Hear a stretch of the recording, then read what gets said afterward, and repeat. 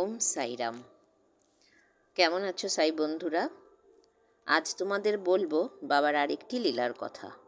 শ্রী জি জি নারকে, যার পুরো নাম ছিল গণেশ গোবিন্দ নারকে, তিনি একসময় ১৩ মাস কর্মহীন অর্থাৎ বেকার ছিলেন।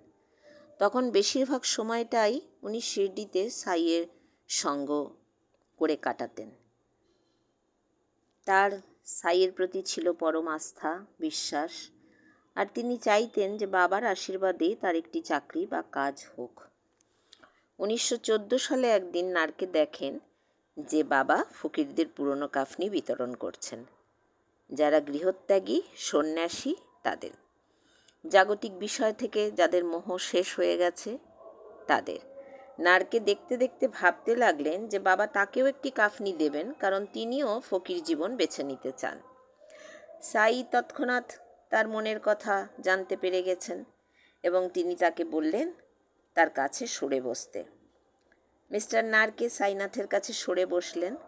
তখন বাবা তার মাথায় হালকা চাটি মেরে বলেন, মন খারাপ করো না, তোমায় কাফনি দিলাম না বলে। ঈশ্বর আল্লাহ আমায় অনুমতি দেননি তোমায় কাফনি দিতে। সাই তাকে এই কথাই বলতে চেয়েছিলেন কি যে মিস্টার নারকে ভবিষ্যতে একজন গৃহস্থ জীবন যাপন করবেন, সন্ন্যাসী জীবন নয়।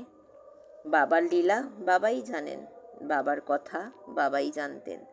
জয় সাইনাথ।